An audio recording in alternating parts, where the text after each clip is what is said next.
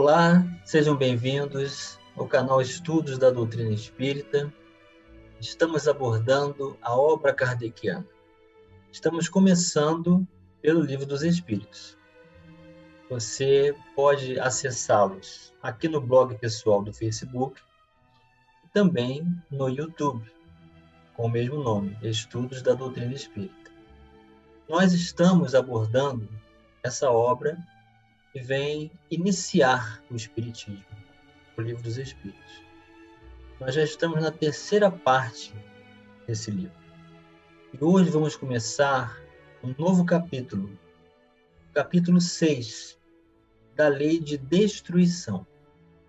Você pode ativar o sininho, fazer a sua inscrição, porque sempre que nós carregarmos um vídeo, você terá acesso e será comunicado pelo vídeo que foi carregado.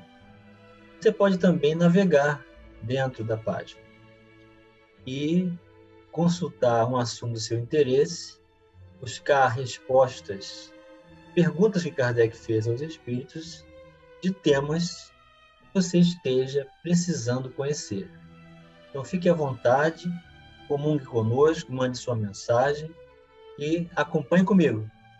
Então, o capítulo 6 da terceira parte da Lei de Destruição, que tem os tópicos: destruição necessária e destruição abusiva, flagelos destruidores, guerras, assassínio, crueldade, duelo e pena de morte. Então, vamos começar pelo primeiro tópico: destruição necessária e destruição abusiva. É a pergunta 728. É lei da natureza a destruição? Preciso é que tudo se destrua para renascer e se regenerar. Porque o que chamais de destruição não passa de uma transformação, que tem por fim a renovação e melhoria dos seres vivos. Então, o que nós chamamos de destruição, na verdade, é um processo de transformação para que haja renovação da vida. Subpergunta A. O instinto de destruição teria sido dado aos seres vivos por desígnios providenciais? As criaturas são instrumentos de que Deus se serve para chegar aos fins que objetiva. Para se alimentarem, os seres vivos reciprocamente se destroem.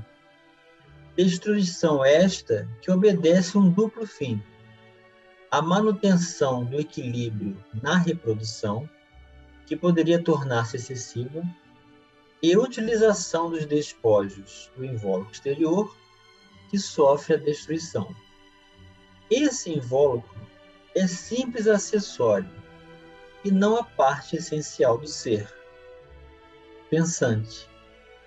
A parte essencial é o princípio inteligente, que não se pode destruir, e se elabora nas metamorfoses diversas por que passa. Então, aqui está uma condição da lei natural entre os seres vivos, de precisarem uns dos outros, tanto na reprodução quanto na alimentação, mas que não há interferência na formação do processo de desenvolvimento do princípio inteligente, que é a matéria-prima de constituição de individualidade do espírito, que demora milênios para acontecer. Então, nós somos espíritos e a matéria-prima de formação do espírito é o princípio inteligente, que passou por todos os reinos, conforme nós já vimos. Esse princípio é indestrutível. Mas a matéria é instável e precisa da destruição, que na verdade é uma transformação, para que haja a renovação da vida. 729. Se a regeneração dos seres faz necessária a destruição, por que os cerca a natureza de meios de preservação e conservação? Uma pergunta bem intrigante de Allan Kardec, porque se há necessidade da transformação, Então, por que existem recursos da preservação e conservação? Os Espíritos respondem: a fim de que a destruição não se dê antes de tempo. Então, aí está a resposta. A transformação vai acontecer, mas dentro de um tempo previsto. Aí está a organização absoluta do controle das leis divinas sobre todos nós.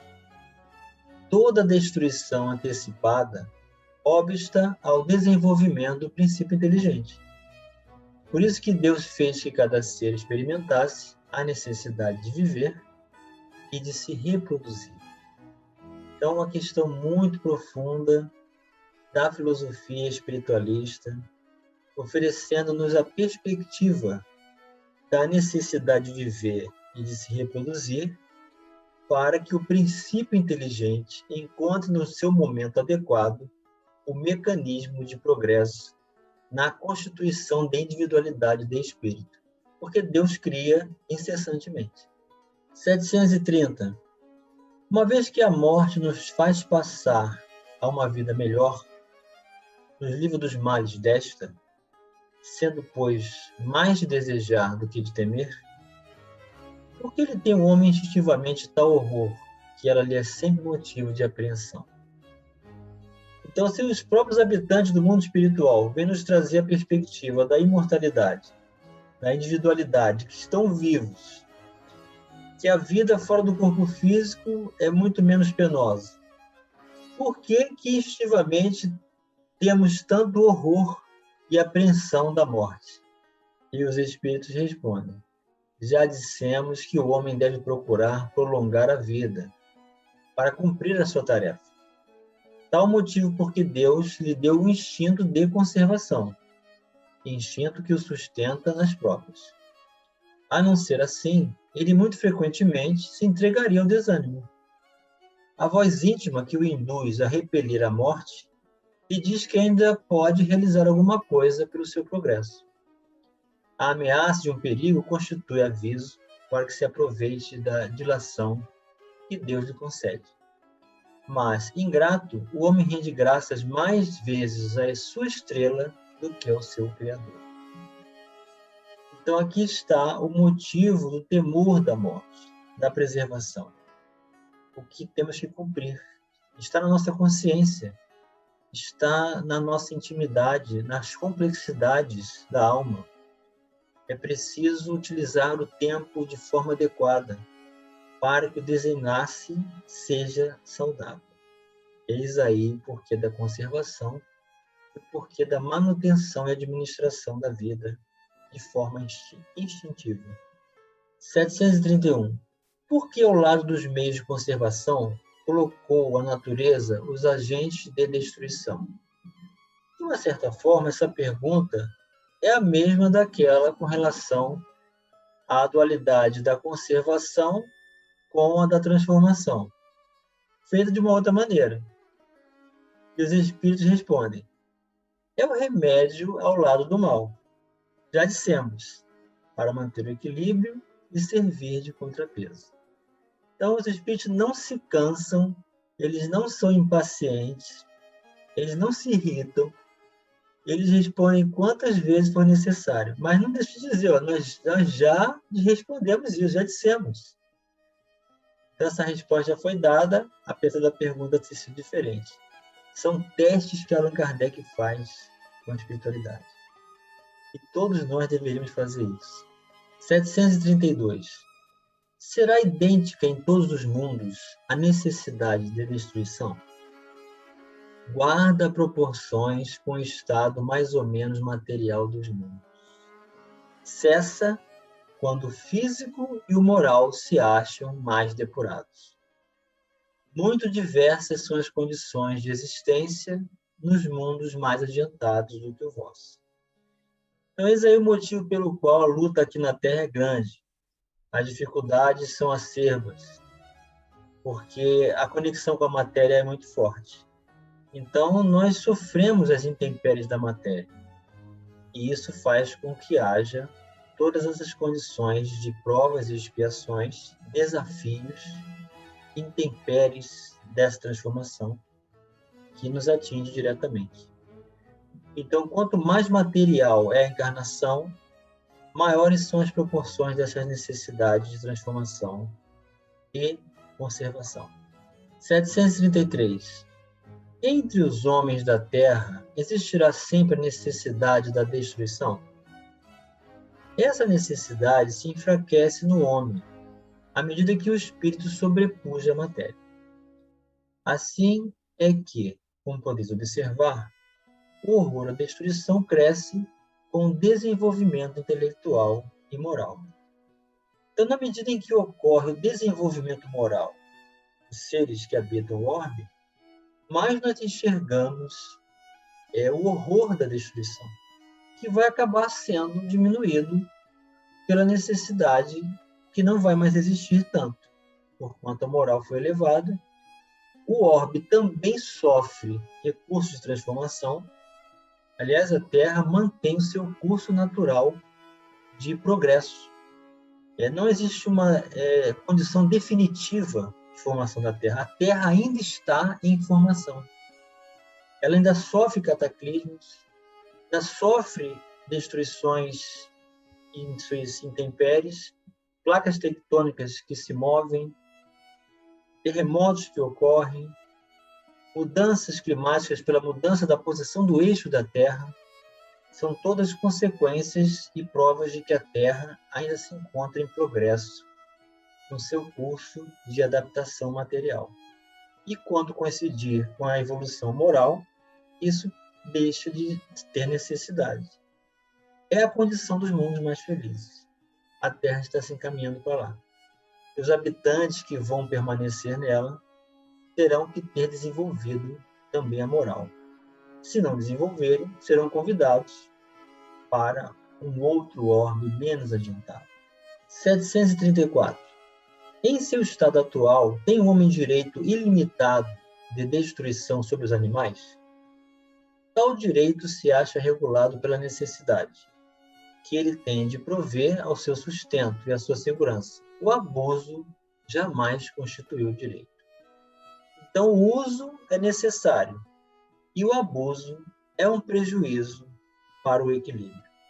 Eis aí o convite que a doutrina espírita vem fazer a todos nós para vivermos o necessário e jamais nos permitirmos aos abusos. 735. O que se deve pensar da destruição quando ultrapassa os limites que as necessidades e a segurança trazem? Da caça, por exemplo, quando não objetiva senão o prazer de destruir sem utilidade. Predominância da bestialidade sobre a natureza espiritual. Ou seja, o homem é mais material do que espiritual e passa a abusar, perde o senso, o discernimento entre esse limite. Toda destruição que excede os limites da necessidade é uma violação da lei de Deus. Os animais só destroem para a satisfação de suas necessidades, enquanto que o homem, dotado de livre-arbítrio, destrói sem necessidade. Então, aqui é o mau uso do livre-arbítrio.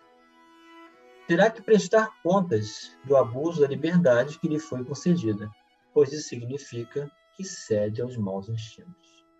736. Especial merecimento terão os povos que levam ao excesso o escrúpulo quanto à destruição dos animais, ou seja, os povos que não utilizam desse recurso de alimentação, portanto, não se alimentam de animais destruindo as suas vidas. Eles terão mais merecimento, especial merecimento. Esse excesso, no tocante a um sentimento louvável em si mesmo, se torna abusivo e o seu merecimento fica neutralizado por abusos de muitas outras espécies. Entre tais povos, há mais temor supersticioso do que verdadeira bondade. Então, não é porque um povo deixou de se alimentar de um certo animal e passou a considerá-lo como sagrado que vai deixar de abusar de outras coisas. Então, que mérito é esse? Há mais superstição do que verdadeira bondade. Então, os Espíritos estão dizendo que essa é uma situação que não estabelece obrigatoriamente um recurso para evolução e progresso do seu desenvolvimento em espírito. Então, os esclarecimentos acerca desse equilíbrio nos convidam a um discernimento do uso necessário da manutenção da vida, reconhecendo que todos os processos naturais representam a transformação que o globo passa, seguindo seu caminho nas mudanças de categorias dos mundos, e que os seus habitantes estarão presentes em cada uma dessas categorias em função do seu esforço, do seu mérito, do seu trabalho e da consciência despertada para o bem com o Evangelho de Jesus em nossas vidas hoje e sempre. Um grande abraço, até o próximo vídeo.